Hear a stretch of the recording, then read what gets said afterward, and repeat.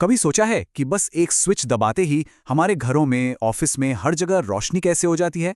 तो आज हम इसके पीछे की जो बहुत बड़ी और मज़ेदार इंडस्ट्रियल प्रोसेस है, उसे समझने वाले हैं। चलिए शुरू करते हैं। देखिए, ये पूरी प्रक्रिया 6 बड़े मजेदार स्टेप्स में बटी हुई है। हम शुरू करेंगे कोयले के पावर प्लांट तक पहुंचने से, फिर देखेंगे कि कैसे उससे जबरदस्त भाप बनती है, फिर कैसे बड़े बड़े टरबाइन घूमते हैं और आखिर में बिजली कैसे बनती है। ये एक शानदार सफर होने वाला। तो हमारी यात्रा शुरू होती है कच्चे ईंधन से, यानी कोयले से। लेकिन बिजली बनाने से पहले ना, इसकी तैयारी का जो स्केल है, वो सच में हैरान करने वाला है। जरा सोचिए, एक पावर प्लांट अपने पास करीब 15 लाख टन कोयले का स्टॉक रखता है। ये इतना होता है कि प्लांट 40 दिनों तक बिना रुके चल सकता है।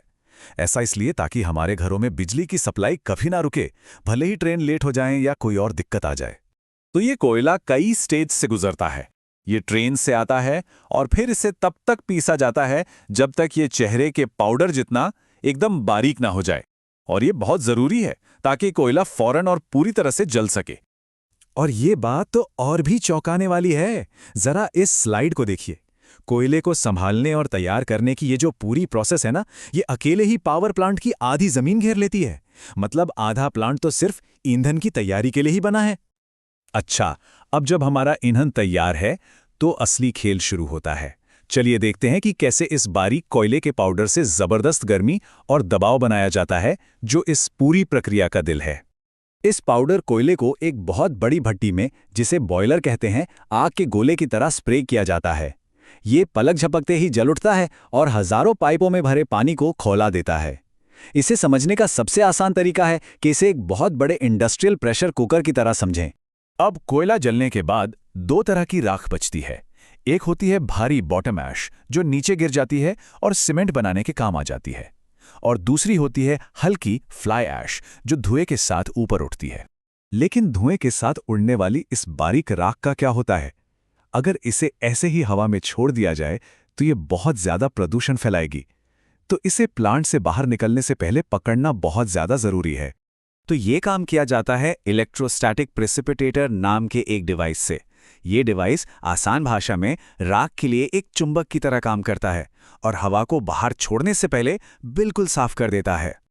अब आता है सबसे जरूरी और एक तरह से जादुई हिस्सा, इस जबरदस्त गर्मी की एनर्जी को घुमावदार गति में बदलना। यहीं से बिजली बनने का असली सफर शुरू होता है। बॉयलर की पाइपों में पानी 1000 डिग्री सेल्सियस तक के तापमान पर गर्म होकर सुपर हीटेड स्टीम यानी कि भाप में बदल जाता है। ये कोई साधारण भाप नहीं होती, ये सूखी, अदृश्य और बेहद बेहद शक्तिशाली होती है। और इस भाप की ताकत का अंदाजा बस इसी बात से लगा लीजिए कि ये टरबाइन के हर एक ब्लेड पर 250 किलो का दबाव डालती है और इसी जबरदस्त दबाव से एक विशाल पंखे जैसा टरबाइन घूमना शुरू कर देता है। असल में ये एक टरबाइन नहीं, बल्कि कई टरबाइनों की एक पूरी सीरीज होती है। भाप पहले छोटे टरबाइन से टकराती है और जैसे जैसे उसका दबाव कम होता जाता है, वो आगे बढ़कर बड़े से बड़े टरबाइनों को घुमाती है ताकि भाप की सारी एनर्जी का इस्तेमाल हो सके। तो यही घूमता हुआ टरबाइन एक जनरेटर से जुड़ा होता है और यहीं पर मैकेनिकल एनर्जी को इलेक्ट्रिकल एनर्जी में बदला जाता है। चलिए देखते हैं ये कैसे होता है। इसका जो बेसिक सिद्धांत है वो कहलाता है इलेक्ट्रोमैग्नेटिक इंडक्शन। ये बिल्कुल उल्टा विचार है। मतलब जैसे बिजली एक चुंबक बना सकती है, ठीक उसी तरह एक चुंबक और गति मिलकर बिजली बना सकते हैं। आसान शब्दों में कहें तो टरबाइन एक बहुत बड़े चुंबक के अंदर तार के एक विशाल कॉइल को 1 मिनट में 3000 बार घुमाता है और इसी तेज रफ्तार से एक शक्तिशाली बिजली का करंट पैदा हो जाता है। लेकिन ये बिजली सीधे हमारे घरों तक नहीं आती। प्लांट से निकलने से पहले ट्रांसफार्मर इसका वोल्टेज बहुत ज्यादा बढ़ा देते हैं। ऐसा इसलिए किया जाता है ताकि बिजली को लंबी लंबी दूरियों तक भेजने में एनर्जी का नुकसान कम से कम हो। अच्छा, एक सवाल है, टरबाइन से गुजरने के बाद उस सारी भाप का क्या हुआ? उस भाप को इन बड़े बड़े कूलिंग टावरों में भेजा जाता है। यहां उसे ठंडा करके वापस पानी में बदला जाता है, जिसे फिर से बॉयलर में इस्तेमाल किया जा सकता है। ये पानी को रिसाइकिल करने का एक बहुत ही कुशल तरीका है।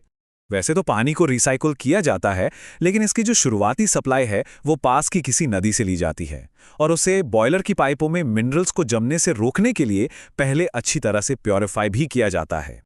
तो अगर हम पूरी तस्वीर को एक साथ देखें तो ये पावर प्लांट असल में 3 एक दूसरे से जुड़े हुए साइकिल्स का एक बेहतरीन सिस्टम है जो एक साथ मिलकर काम करते हैं। यहाँ देख सकते हैं, पहला है कोयला चक्र जो ईंधन को गर्मी में बदलता है, दूसरा है जल चक्र जो उस गर्मी को गति में बदलता है, और तीसरा है विद्युत चक्र जो उस गति को बिजली में बदलकर हम तक पहुंचाता है। तीनों एक दूसरे के बिना अधूरे हैं। तो ये सब कुछ इंजीनियरिंग का ये इतना विशाल ताना बाना सिर्फ इसलिए ताकि हम एक स्विच दबा सकें। कमाल है ना? तो अगली बार जब घर में कोई लाइट ऑन हो तो याद रखिएगा कि उसके पीछे कोयले, पानी और इंसानी दिमाग की एक कितनी बड़ी और शानदार कहानी चल रही है।